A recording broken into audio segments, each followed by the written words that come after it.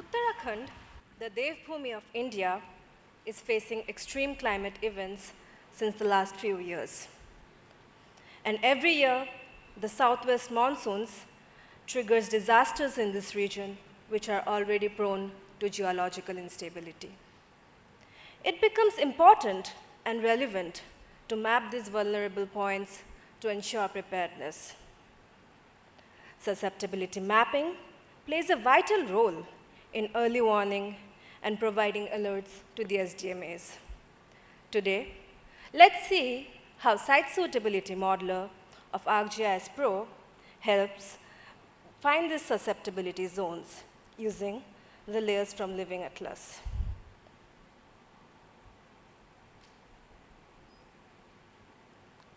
Today, for this analysis, I'm going to use Esri Sentinel-2 land cover raster, distance to roads, distance to streams, soil raster, aspect, and slope.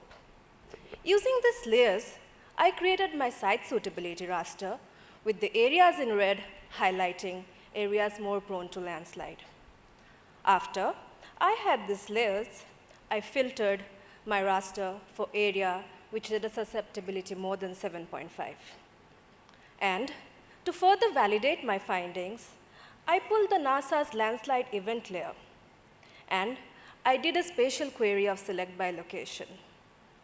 I could find that 219 of my 221 observations fell in the susceptible zones. This map shows the landslide hotspots in the districts of Uttarakhand. Districts of Uttarkashi, Chamoli, and Rudraprayag have experienced most of these events in the past few years.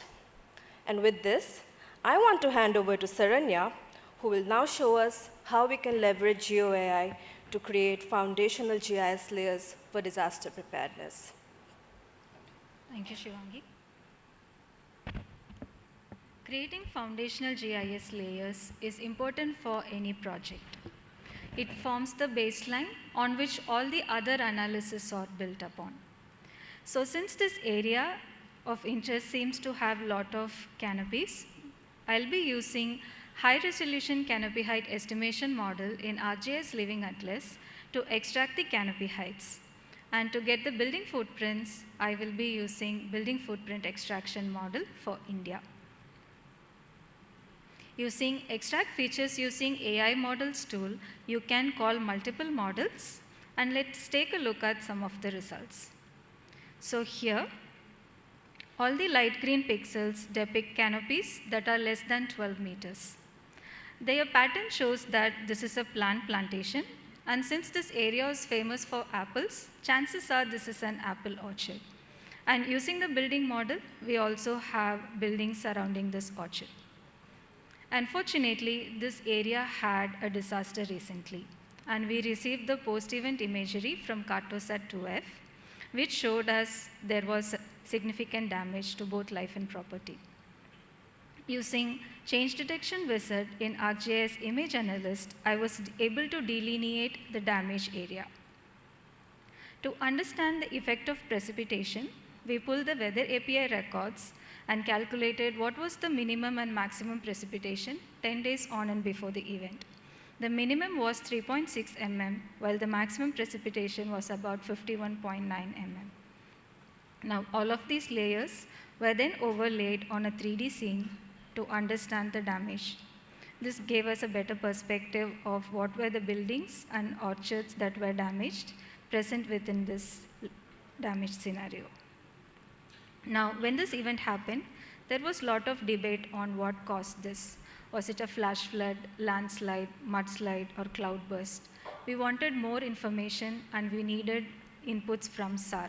To show that, I will now hand over the session to my colleague Manjusha. Thank you, Saranya.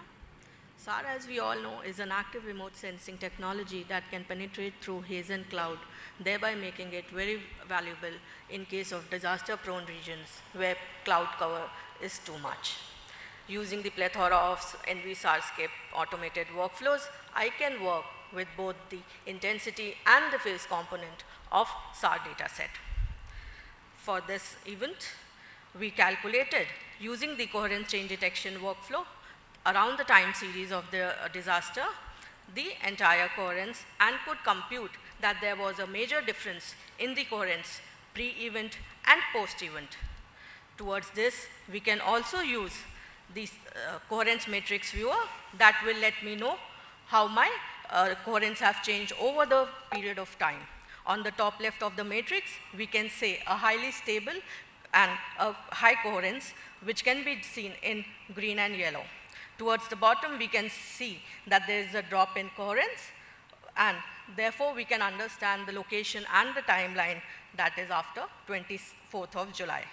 On the top right matrix, we can see a total drop in coherence, thereby denoting by blue and purple, and hence we can see the timelines of the disaster.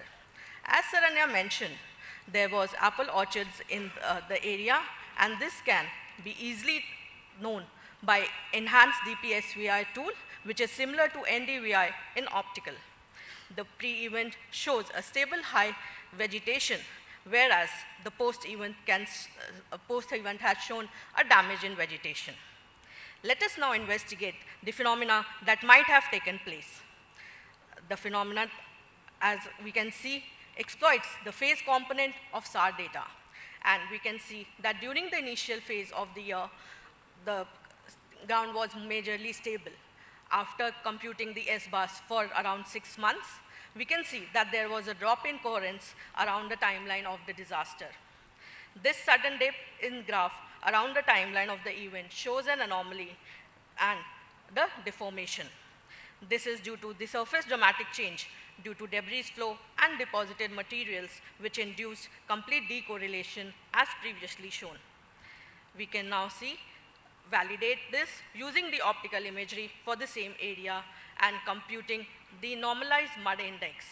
The normalized mud index positive values shows that there is a mud component or laterite soil, etc., rather than open vegetation or water. The post-event shows that a lower value of 0.15 is that the mud is mixed with water, while the higher concentration shows that the high concentration of mud. To summarize, ENVI SARscape proves to be an effective platform for combined use of coherence analysis and interferometric technique on multi-temporal SAR, providing a powerful tool set for early damage detection, disaster impact assessment, and future hazard monitoring.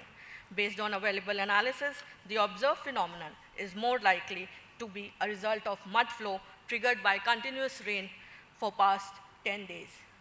Let us now visualize the event happening dynamically in ArcGIS Pro with Shivangi.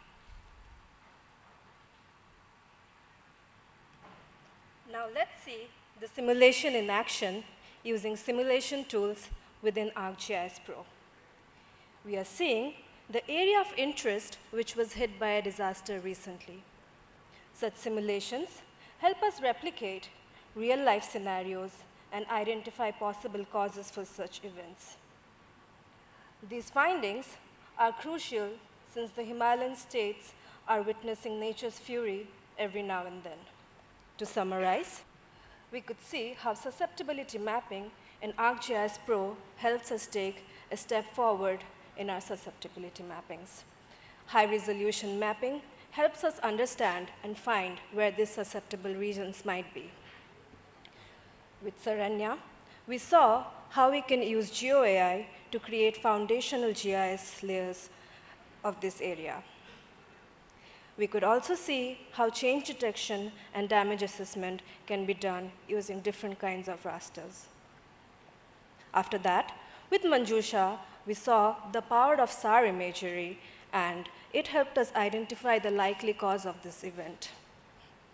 And post this, we saw the mud flow in action. And that's how a disaster workflow can be streamlined in the ArcGIS and ENVI ecosystem. Thank you.